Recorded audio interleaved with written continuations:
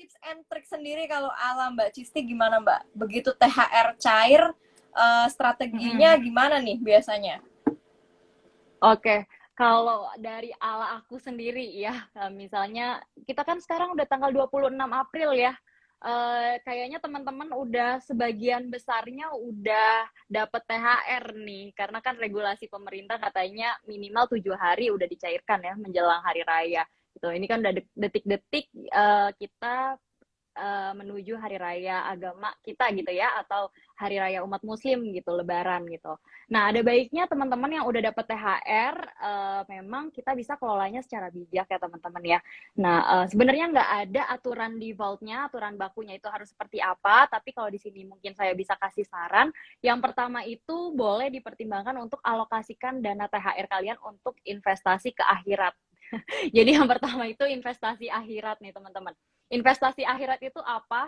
Investasi akhirat itu kalau menjelang lebaran sifatnya bisa menjadi kewajiban ya. Karena zakat, membayar zakat, sedekah itu kan kalau di hari raya lebaran itu kan bersifat wajib atau fardu ya teman-teman. Jadi boleh alokasikan THR terlebih dahulu untuk memenuhi kewajiban dari zakat yang pertama. Nah, kemudian yang kedua, alokasikan THR kalian kepada orang-orang yang memang membantu kalian. Jadi ini masih seputar alasan sosial nih teman-teman.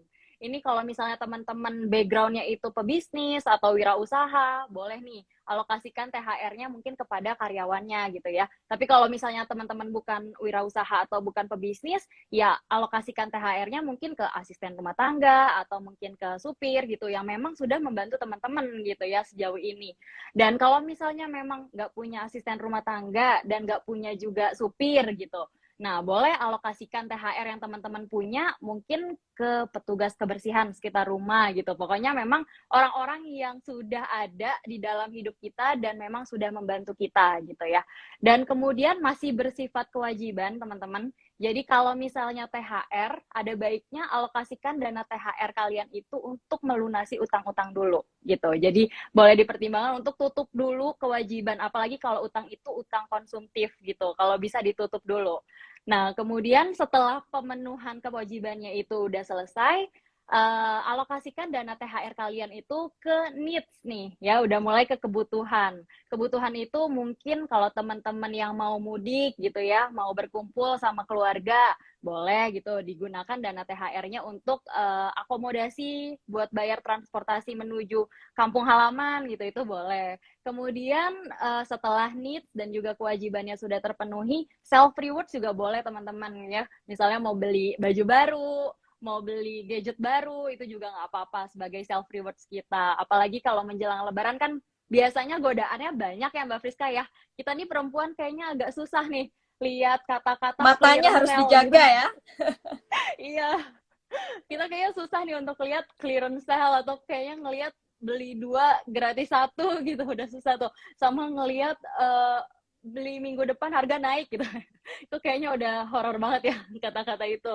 Nah, itu juga boleh ya teman-teman ya. Silakan teman-teman alokasikan THR kalian juga untuk self rewards, nggak masalah. Nah, tapi ngomong-ngomong self rewards, kalian juga harus memperhatikan jangan dihabiskan gitu, karena kita juga tidak hidup hanya sampai dengan hari lebaran gitu ya teman-teman ya.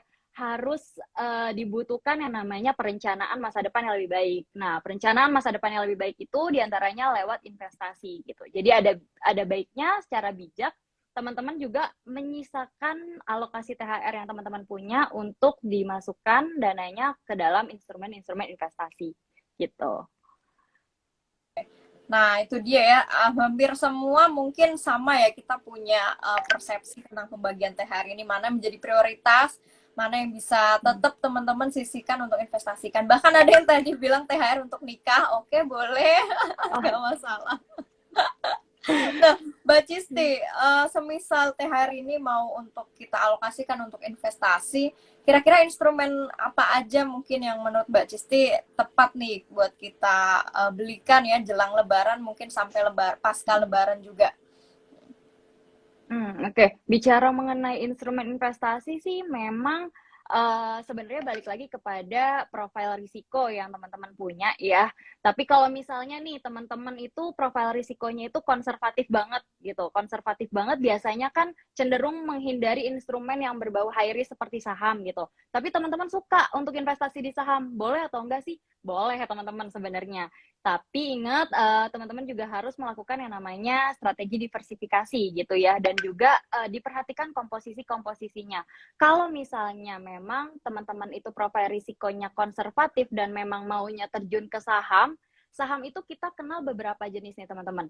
Ada yang namanya value stock, ada yang namanya income stock, ada yang namanya growth stock gitu ya. Kalau misalnya bicara value stock, yaitu saham-saham yang memang secara valuasi itu masih murah gitu ya, masih under value, masih jauh harga saat ini dibandingkan dengan nilai perusahaannya itu sendiri gitu. Kalau bicara saham yang growth stock, itu saham-saham yang ini kebalikannya gitu daripada value stock sendiri gitu. Di mana growth stock ini biasanya harga sahamnya sudah bergerak melebihi nilai dari perusahaan itu sendiri gitu.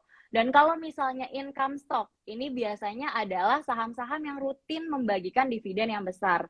Nah, dari jenis-jenis saham ini bisa teman-teman sesuaikan dengan profil risiko yang teman-teman punya. Kalau memang teman-teman itu konservatif, cenderung menghindari yang namanya risiko, yang diperhatikan itu komposisi pemilihan sahamnya aja teman-teman. Jadi boleh mungkin alokasikan lebih besar porsinya ke saham-saham yang memang value stock, yang memang under value gitu. Kemudian sisanya entah boleh 50-50 ya, 25% ke 25% gitu growth stock gitu. Kemudian sisanya 25% lagi income stock gitu ya teman-teman ya.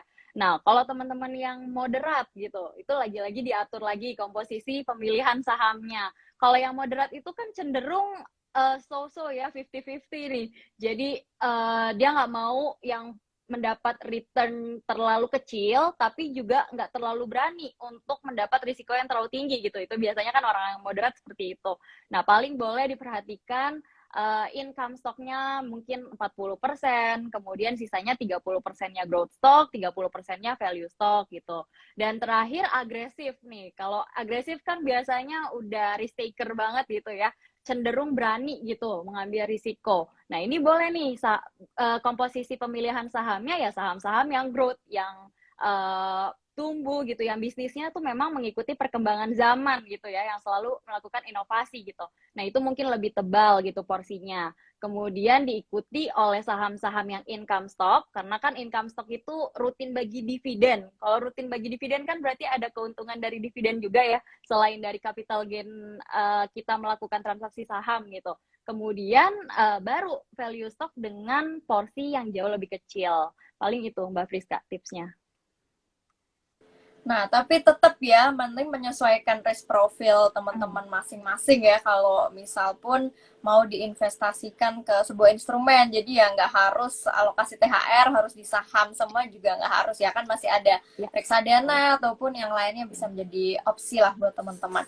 Nah, tapi kalau misal di saham nih Mbak Cisti, karena kan banyak di sini mayoritas investor saham, kira-kira bisa spill nggak sektor yang mungkin bisa dibilang lebih potensial lah dari beberapa sektor yang ada, mana yang sekiranya paling potensial jelang Lebaran? Biasanya kan ada yang bilang retail atau consumer good dan sejenisnya. Gimana menurut Mbak Justin? Ya. Oke, kalau consumer good saya rasa pasti masih sangat potensial ya di dalam kondisi siklus ekonomi apapun, karena saham-saham di sektor consumer good itu kan defensif. Jadi mau gimana pun siklus ekonomi pasti masih sangat potensial teman-teman ya. Tapi kalau misalnya saya setuju dengan emiten retail, itu juga emiten retail masih potensial Mbak Friska. Karena kalau kita bercermin dari 2 tahun lalu, sebenarnya kan daya beli masyarakat itu belum normal seperti saat ini ya, belum pulih gitu ya. Di 2 tahun lalu kita masih di tengah-tengah krisis pandemi gitu, masyarakat juga masih belum berani untuk spending mereka punya uang gitu untuk lebih banyak gitu, sehingga masih cukup tertekan untuk emiten-emiten di sektor retail gitu ya kalau di 2 tahun yang lalu. Nah, tahun ini waktunya emiten retail itu kayaknya udah mulai bangkit lagi dari keterpurukannya mereka di 2 tahun terakhir gitu. Jadi saya pikir ini juga cukup potensial karena kenaikan dari level terbawahnya gitu sampai naik benar-benar mengikuti pemulihan ekonomi ya, yang indikasinya semakin kesini kan dari indikator ekonomi aja semua trennya udah positif gitu.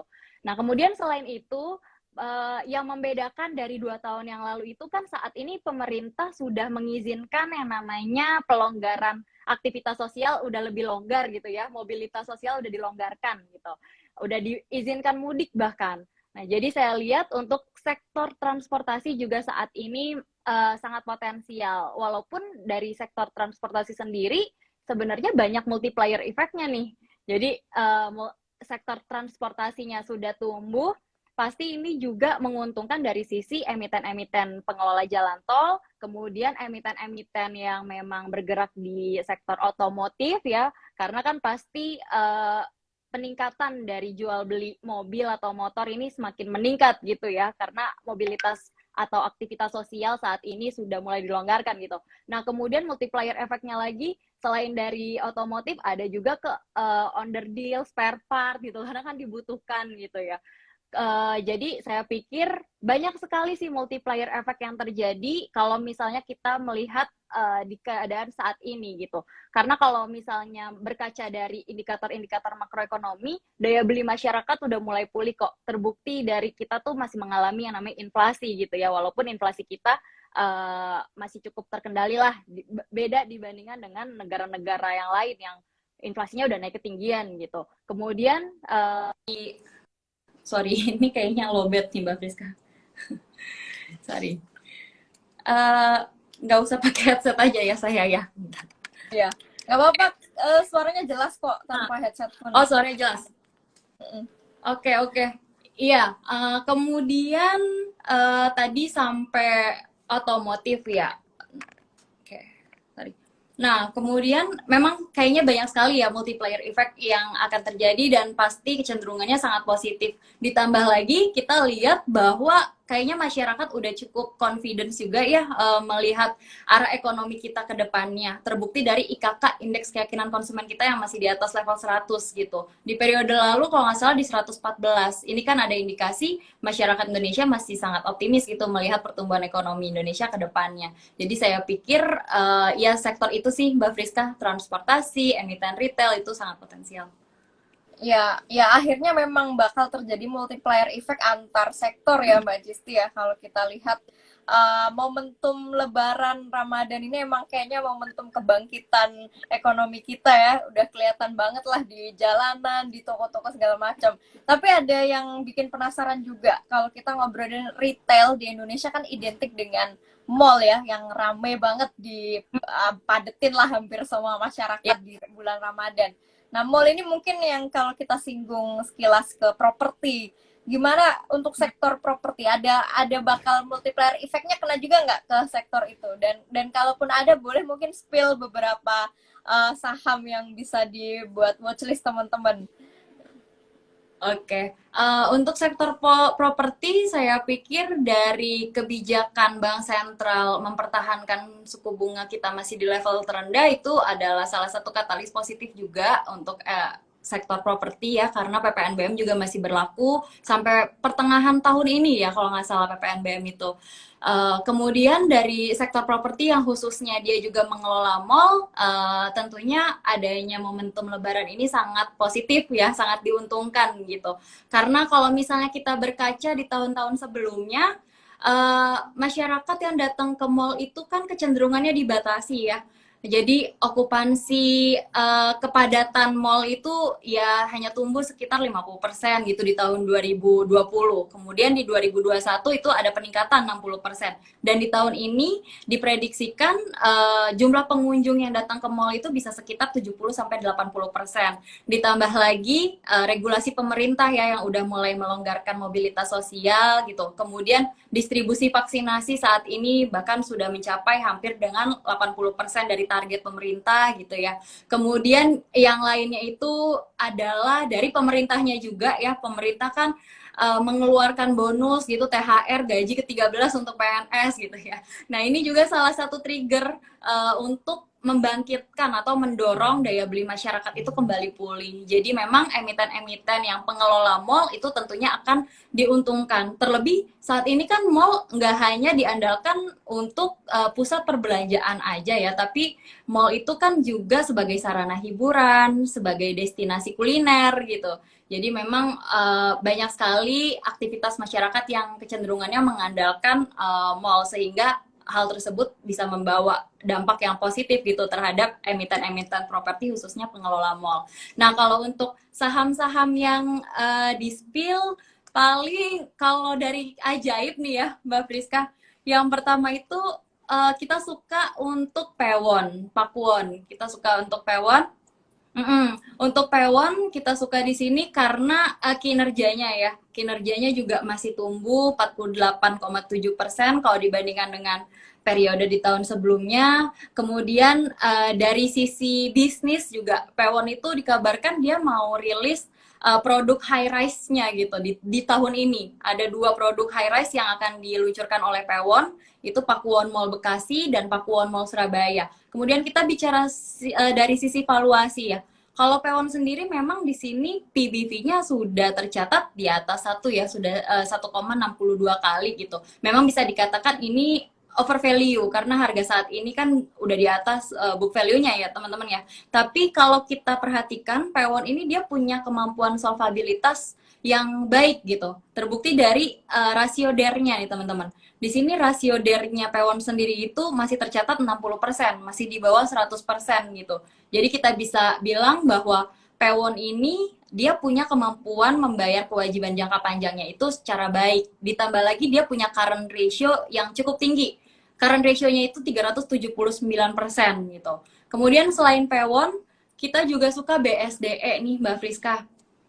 Kita suka BSDE karena pertama BSDE itu dia punya mall-mall di pertama itu di daerah-daerah yang bisa dikatakan strategis ya, karena masih area Jabodetabek lah kalau untuk BSDE. Dan kinerjanya juga BSDE ini tumbuh positif gitu ya di tahun lalu ya. Labanya itu naik sangat signifikan. Ini kenaikannya triple digit, 378% sepanjang 2021 lalu kalau dibandingkan dengan 2020 ya, tahun sebelumnya.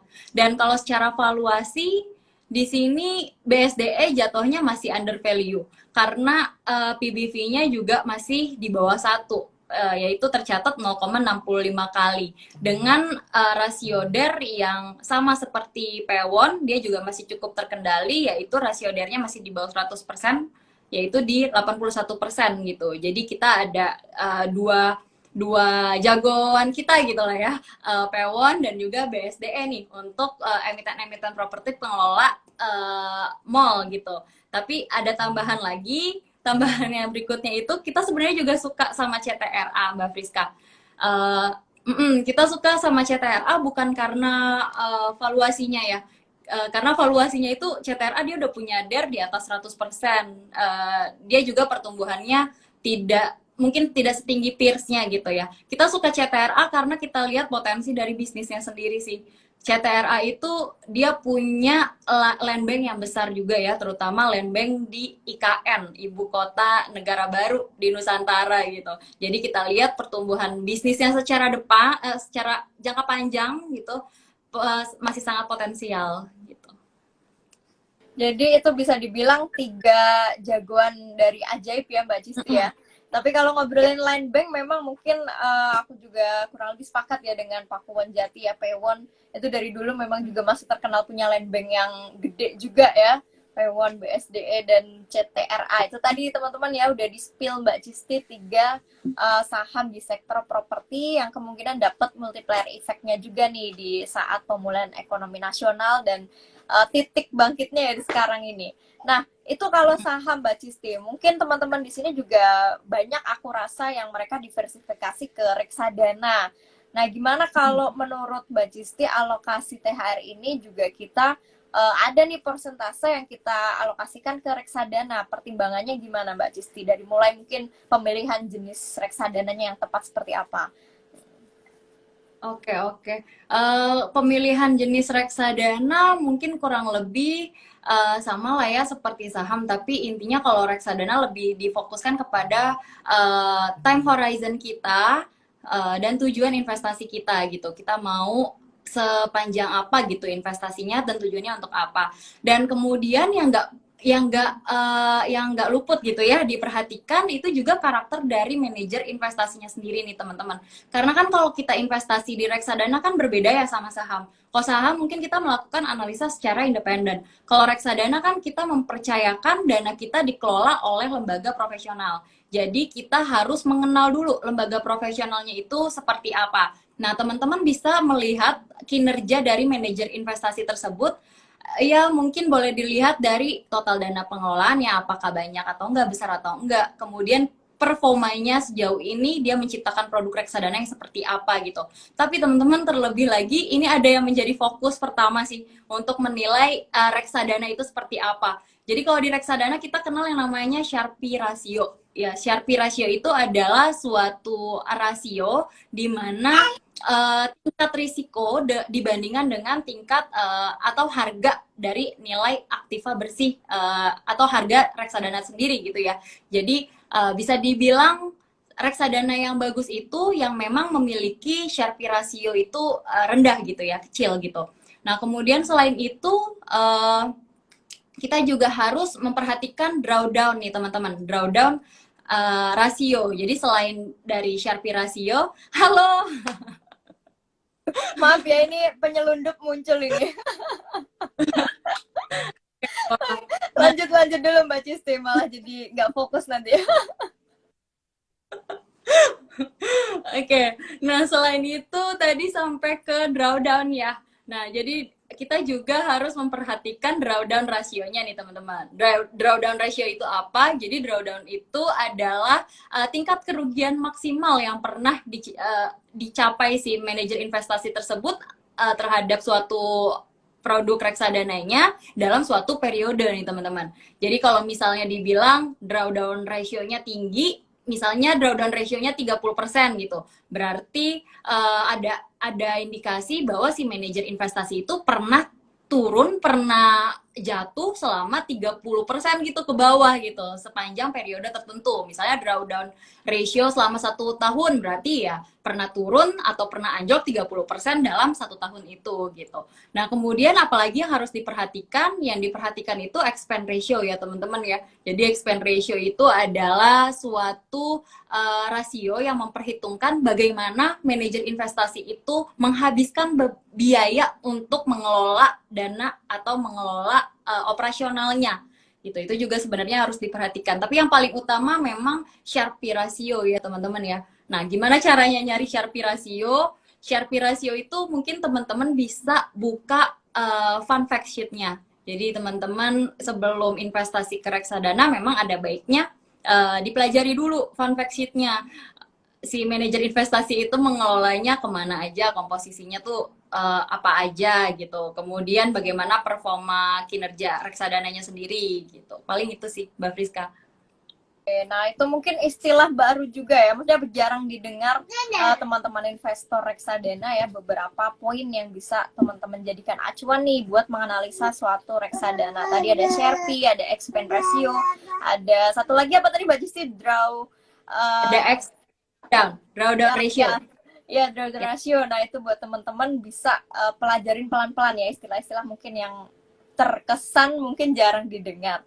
Nah, itu tadi untuk reksadana. Terus ada satu apa ya, subtopik nih yang bikin aku juga ngamatin. Kalau di negara kita tiap Ramadan gini di tanggal-tanggal jelang Lebaran tuh biasanya udah mulai ramai pada update hampers ya, macam-macam lah. Pokoknya hampir lihat story teman-teman tuh semua update-nya tuh terima hampers segala macam. Ke depan kira-kira nih menurut Mbak Cisti, kira-kira bisa masuk pertimbangan nggak ke depan, mungkin Lebaran mulai tahun depan ya, hampersnya itu dalam bentuk saham?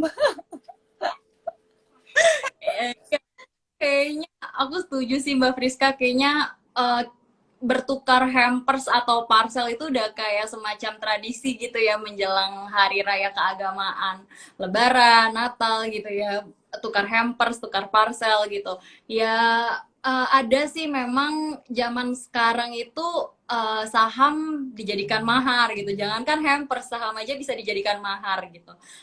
Ada ide untuk memberikan hampers dalam bentuk saham, tentunya itu sangat anti mainstream ya. Beda nih dari biasanya. Jadi kalau saya pikir sih itu justru sebuah ya tren yang baru sih, yang bagus sih Mbak Priska. Masih oke lah. Ya, ini kayaknya bisa kita yang memulai nih Mbak Cisti nanti ya, mulai tahun Lebaran tahun depan nih mungkin kita bisa saling tukar hampers dalam bentuk saham. Nah, tapi kan kalau mau dikasih hampers ke orang, pastinya kita nggak mau apa ya, maksudnya diperhatikan juga ya screeningnya gitu, karena kita mau ngasih ke rekan atau mungkin ke sahabat keluarga segala macam. Mungkin bisa dikasih tips sederhananya nih kalau misal ke depan ada teman-teman yang out of the box pingin hampersan dalam bentuk saham seperti apa yang bisa dikasih? Oke, saham seperti apa? Nah, karena kalau kita bicara saham itu kan salah satu instrumen investasi yang high risk, jadi tentunya kita harus melakukan analisa nih, walaupun mau ngasih ke orang, tetap lakukan analisa dulu. Screening sahamnya tuh lebih baik gitu ya. Nah, karena momentum saat-saat ini itu adalah Lebaran, jadi idealnya pasti saham-saham yang berbau atau yang masih dalam lingkup sesuai dengan prinsip syariah gitu. Ya simpelnya sih kalau memang teman-teman yang masih pemula banget bisa ngandelin IDX yang udah dibuat oleh regulator ya, IDX JII atau ISI, yang isinya tuh saham-saham yang memang sesuai dengan prinsip syariah gitu, tidak melanggar prinsip syariah gitu. Tapi kalau teman-teman mau screening secara manual, mau punya saham yang syariah tapi di luar indeks tersebut, ya paling pertimbangannya itu pertama dari sisi bisnisnya, tentunya bisnisnya jangan yang menghasilkan sebuah riba gitu. Jadi misalnya kayak bank-bank konvensional gitu. Walaupun big banks ya, walaupun bank buku 4, walaupun bank besar gitu.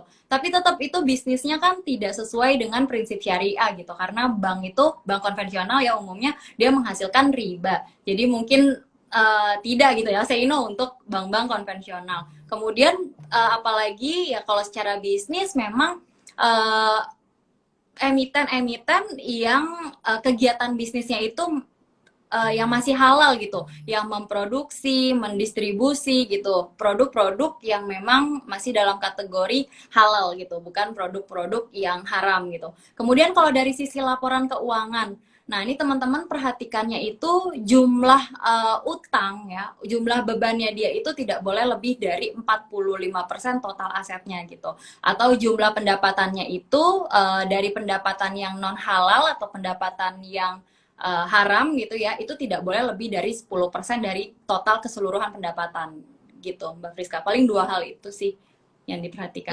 Jadi mungkin bisa kita tarik kesimpulannya, kalaupun kita mau ngasih hampers dalam bentuk saham, mungkin kita memprioritaskan saham-saham yang masuk kategori syariah ya Mbak Cisti ya.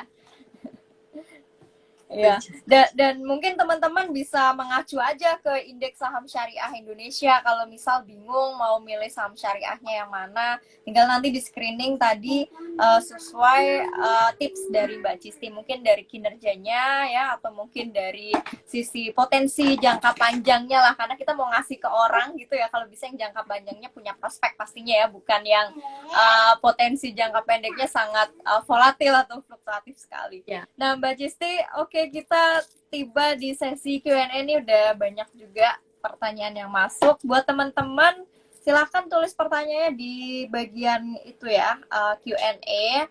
Nanti di akhir sesi bakal dipilih 5 pemenang nih, bakal dikasih THR giveaway masing-masing 50.000 ya, total jadi 250.000. Pertanyaan pertama tadi, nah ini ada pertanyaan dari Mbak mungkin ya, Mbak Rena.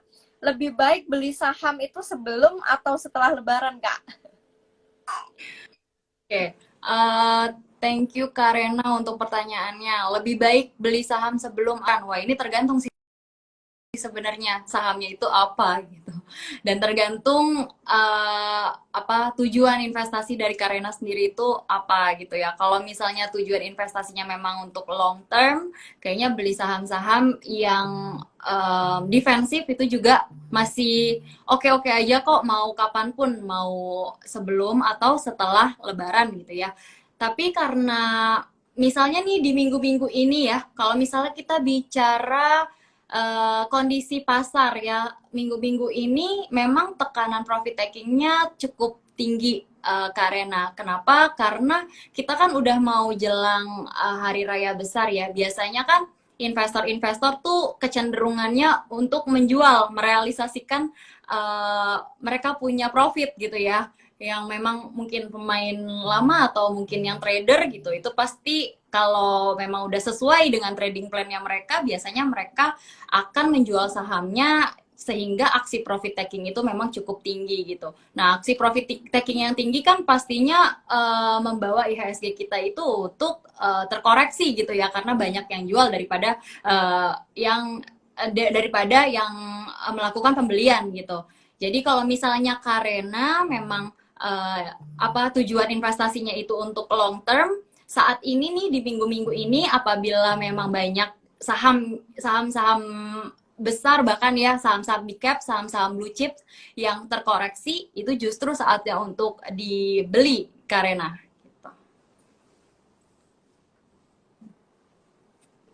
Oke, siap. Nah, itu Karena dan teman-teman yang lain yang mungkin punya pertanyaan mirip-mirip ya, semoga bisa terjawab. Kalau untuk defensif sih mungkin nggak ngefek ya, mau setelah atau sebelum Lebaran. Maaf ya, ini gundul saya ngikut-ngikut IG Live ini. Nah, ini pertanyaan berikutnya nih. Mau ikut ngabuburit juga ini. Pandangan kakak beli saham JSMR. Nah, ini tadi kan sempat disinggung apa tol ya, infrastruktur. Oke, kalau Jasa Marga sendiri sih itu salah satu emiten yang potensial juga ya. Ini kan emiten pengelola jalan tol yang tentunya kan akan mendapatkan keuntungan juga dari adanya mobilitas yang sedikit dilonggarkan ini ya, dari izin dari pihak regulator atau pemerintah yang akhirnya mengizinkan masyarakat Indonesia boleh mudik gitu. Ini tentunya akan diuntungkan. Bahkan Jasa Marga sendiri itu juga pihaknya ya mengaku optimis gitu bahwa di tahun ini ada kenaikan traffic sekitar 20% gitu dibandingkan tahun-tahun sebelumnya. Jadi memang masih sangat potensial sih Kak Widi untuk Jasa Marga sendiri.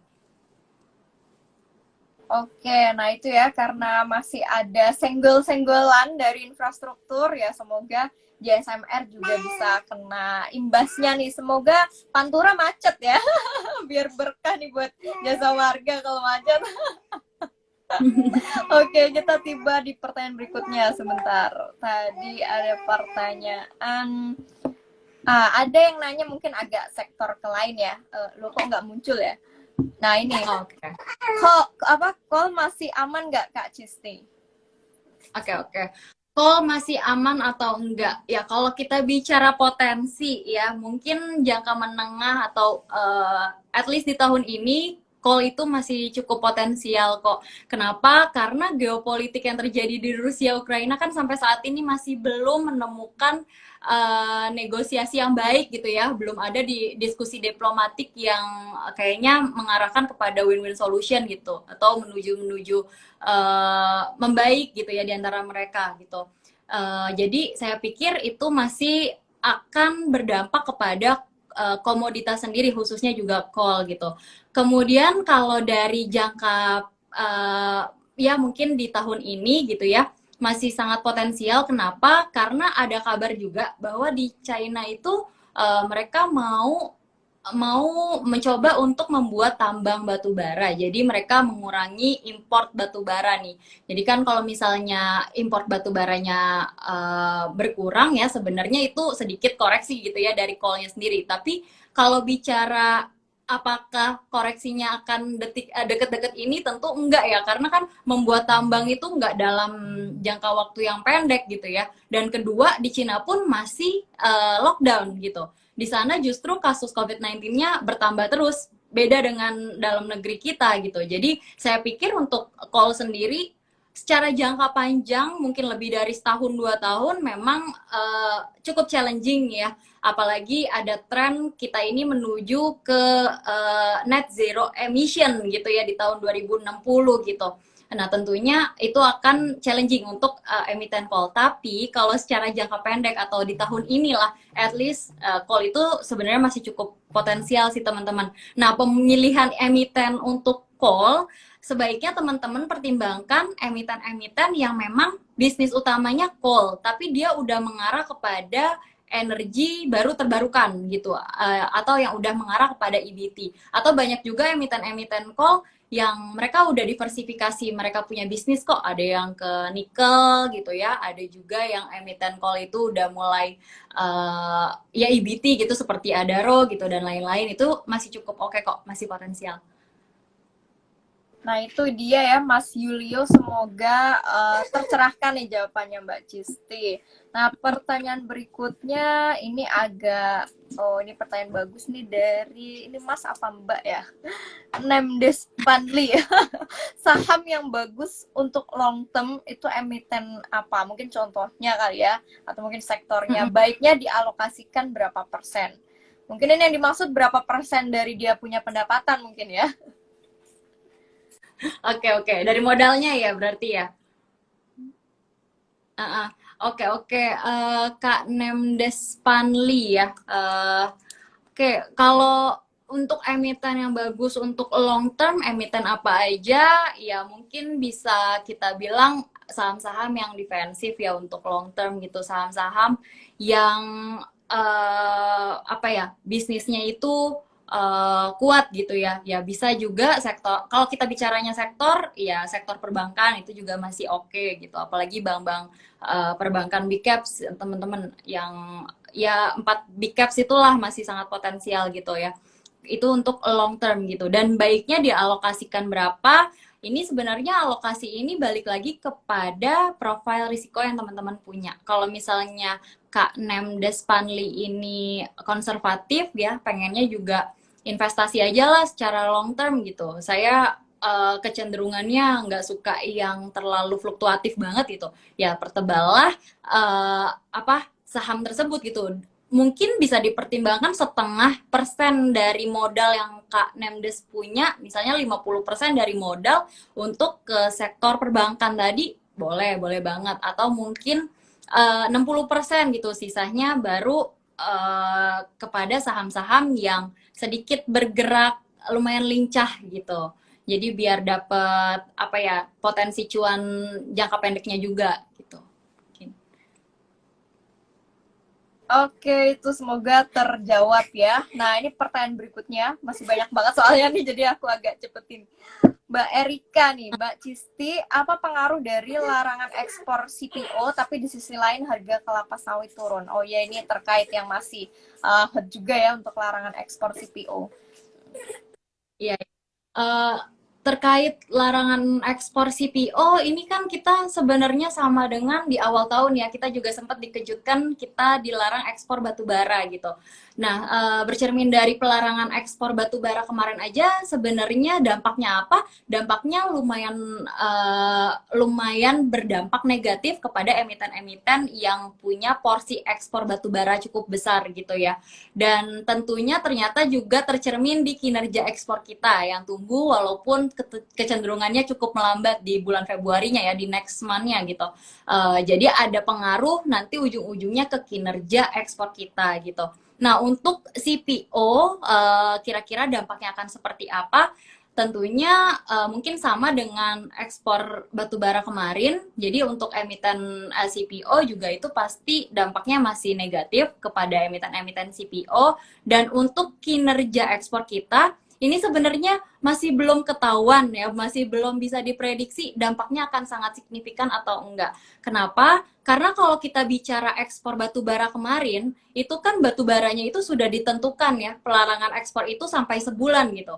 Ini lain halnya dengan larangan ekspor CPO. Sampai saat ini kan belum ditentukan larangan ekspor CPO ini sampai kapan gitu. Jadi sampai saat ini untuk pengaruhnya kepada kinerja ekspor kita masih belum bisa diperhitungkan apakah berdampak cukup signifikan terhadap kinerja ekspor atau enggak gitu. Paling itu sih, Mbak Friska.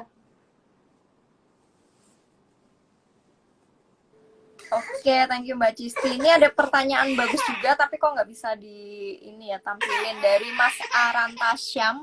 Emiten logistik untuk investasi gimana Kak? Emiten Logistik. Emiten logistik untuk investasi. Ya, oke. Emiten logistik untuk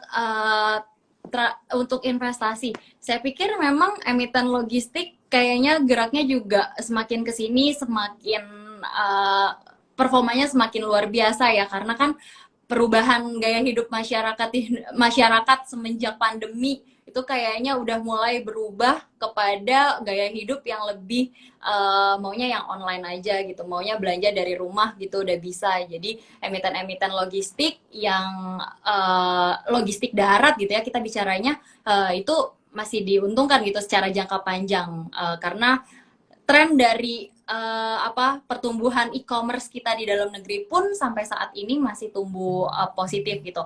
Tapi kalau untuk bicara emiten-emiten logistik yang basisnya itu pelayaran gitu ya, shipping gitu, itu tentunya kinerjanya juga tentu akan dipengaruhi terhadap supply chain komoditas global gitu. Jadi kalau yang logistik pelayaran, shipping itu tentu dia punya tantangan sendiri sih. Beda halnya dengan logistik yang kita bicara yang darat gitu ya. Oke, siap Mbak Justin. Ini ada pertanyaan menarik juga nih. Lebih baik take profit sebelum libur lebaran atau setelah lebaran? Nah, ini buat yang udah pada cuan, mungkin galau ya mau lebaran. Biasanya kan butuh uang segala macam buat tambahan hiburan. Nah, baiknya gimana nih kalau menurut Mbak Justin? Wah, ini pertanyaannya bagus ya. Pertanyaannya mungkin menjawab semuanya teman-teman nonton di sini juga nih. Kayak Kak Abirski, kalau memang misalnya sudah floating gain ya, sudah profit gitu, dan memang sudah sesuai juga dengan trading plan ya, kenapa enggak untuk di take profit aja sebelum libur Lebaran? Toh itu kan buat nambah-nambah kita untuk untuk mungkin Kak Rizky mau beli sesuatu, mungkin mau upgrade gadget gitu ya, atau mau beli barang-barang konsumtif gitu ya, silakan. Oke, jadi ya udah kembali ke masing-masing juga ya. Kalau memang sekiranya mau di take profit dulu ya, why not, nggak masalah. Toh yang penting kan jual untung, nggak jual buntung. dalam posisi untung maksudnya ya. Oke, kita pilih 2 pertanyaan terakhir sebentar. Nah, ini ada yang minta pendapat mungkin ya. Ini lucu juga nih pertanyaannya sebentar. Loh, tapi kok nggak bisa di-share ya pertanyaannya itu dari Mbak Blok Dena. Saham yang sesuai dengan orang yang moderate atau konservatif itu contohnya seperti apa? Nah, saham sendiri sebenarnya instrumen yang agresif. Tapi ketika orang pengen berinvestasi saham, tapi profil risikonya moderate atau konservatif, nah itu mungkin lebih ke tipsnya kali ya, Mbak Cisti. Itu siapa yang tanya tadi, Mbak Friska? Blok Dena. Cewek kayaknya, Mbak Dena. Oke. Ya kalau misal memang betul Kak Dena ya, Kak Dena memang betul kalau saham itu kan salah satu instrumen investasi yang cocoknya untuk untuk investor yang punya profil risiko yang nah tapi nggak menutup kemungkinan untuk nggak menutup kemungkinan untuk investor atau calon investor yang punya profil risikonya moderat ataupun konservatif untuk investasi di saham. Nah, tentunya untuk yang moderat sama konservatif paling bisa distrategikan itu di komposisi pemilihan sahamnya aja. Jadi tadi kan saya sudah sempat spill beberapa jenis saham ya, ada yang growth stock, ada yang value stock, ada yang income stock. Nah, kalau misalnya Kak Dena ini moderat atau konservatif, yaitu boleh pertebal di bagian income stock atau value stocknya gitu. Dan perkecil komposisi growth stocknya, karena growth stock itu saham-saham yang bergerak, dia tidak mencerminkan kinerja fundamentalnya gitu. Dia sudah bergerak lebih dulu gitu dibandingkan fundamentalnya. Fundamentalnya masih rugi tapi harga sahamnya naik terus. Itu kan contoh-contoh saham yang growth stock. Nah, kalau misalnya Kak Dena ini nanya, kalau untuk saham yang income stock, cara nyarinya gimana? Cara nyarinya tuh bisa gunakan indeks IDX High Div 20. Itu biasanya berisi saham-saham yang memang rutin membagi dividen. Kemudian cari saham yang dividen yield-nya besar. Dividen yield besar itu Kak Dena bisa hitung si emiten ini bagi dividen berapa per lembar sahamnya dibagi harga saham saat ini yang berlaku di market. Nah, kalau misalnya besar itu bisa lebih dari 6% ya. Kalau lebih dari 6% itu cukup besar. Kenapa? Karena lebih tinggi daripada imbal hasil dari obligasi gitu. Jadi ini oke gitu. Dan ini adalah salah satu kriteria saham-saham income stock. Nah, kalau yang value stock tadi kan Kak Dena udah paham ya, saham-saham yang secara valuasi masih murah, PBV, PE-nya masih rendah gitu. Jadi di ini aja strategikan komposisi pemilihan jenis-jenis sahamnya. Oke, nah itu teman-teman ya nanti bisa disesuaikan juga dengan jenis atau karakter sahamnya, dan pastinya kalau mau untuk jangka panjang ya tadi bisa dipilih-pilih sesuai yang defensif dan sejenisnya. Nah ini pertanyaan berikutnya, nah ini sektor consumer mungkin ya, Indofood gimana ya Kak, dari Mbak Esyafika. Belum balik harganya, mungkin ini hampir serupa ya, hampir sama sektor consumer, mungkin ICBP, INDF, mungkin Japfa, Unilever ataupun yang lain hampir punya pola yang sama nih. Masih banyak yang ngeluh kenapa belum naik-naik lagi gitu. Iya, iya. Kalau untuk Indofood sendiri sih memang cukup tertekan dari sisi biaya bahan baku ya teman-teman, karena komoditasnya itu kan naik tinggi gitu ya, dan bahan baku dari Indofood sendiri itu kan di CPO gitu ya. Nah, CPO juga kita tahu dia bahkan sempat menyentuh all time high-nya gitu ya sepanjang tahun ini.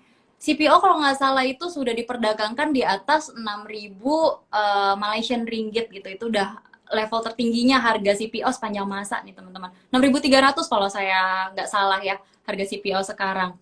Nah, untuk saham-saham consumer goods, memang hal ini tuh bisa berdampak kepada kenaikan harga bahan baku gitu. Sehingga ketika harga bahan bakunya itu naik, maka kan akan menambah dari sisi beban operasional. Beban operasional yang bertambah, tapi tidak punya daya, tidak punya apa ya, tidak punya harga, tidak punya kemampuan untuk meningkatkan harga jual produk, ya pasti akan mengganggu atau mempengaruhi dari sisi marginnya ya atau profitabilitas. Jadi itulah yang menyebabkan memang belakangan ini ketika komoditasnya rally justru consumer goods sedikit tertekan. Nah, tapi di sini kan CPO kayaknya trennya udah mulai koreksi, apalagi ditambah ada pelarangan ekspor CPO. Secara global kita kan salah satu negara eksportir CPO yang besar juga. Jadi di tengah-tengah demand yang lagi naik, supply-nya terbatas, maka kan CPO-nya koreksi. CPO secara global lagi terkoreksi, that's why banyak nih saham-saham consumer goods yang perform gitu. Indofood kayaknya udah mulai naik, Unilever-nya juga naik, MYOR juga naik gitu. Selain karena mereka itu juga diuntungkan dari adanya momentum lebaran, ini juga diuntungkan dari terkoreksinya komoditas CPO itu gitu. Ya, mohon bersabar mungkin ya buat yang shareholdernya saham-saham tadi. Memang beberapa apa ya isu dan koreksi juga disebabkan ya faktor global juga ya tadi Mbak Cisti ya, kenaikan CPO dan lainnya. Nah, Mbak Cisti ini nggak terasa ya kita ngabuburit berfaedah udah hampir sejam. Udah banyak sekali pertanyaan masuk, tapi Mince mohon maaf ya teman-teman nggak bisa semua Mince bacakan, tapi semoga dari pertanyaan yang udah Mince kurasi dan pilihkan bisa mewakili ya pertanyaan-pertanyaan teman-teman di sini. Nah Mbak Cisti di akhir sesi ini mungkin boleh menyampaikan sedikit closing statement-nya sebelum mengumumkan pemenang giveaway ya. Jadi pemenang giveaway-nya nih Mbak Friska ada 5 orang, dan masing-masing dari 5 orang ini akan mendapat 250.000. Oke, Gitu. masing-masing orang ya, berarti bukan 250 untuk 5 orang. Bukan. Oke, oke.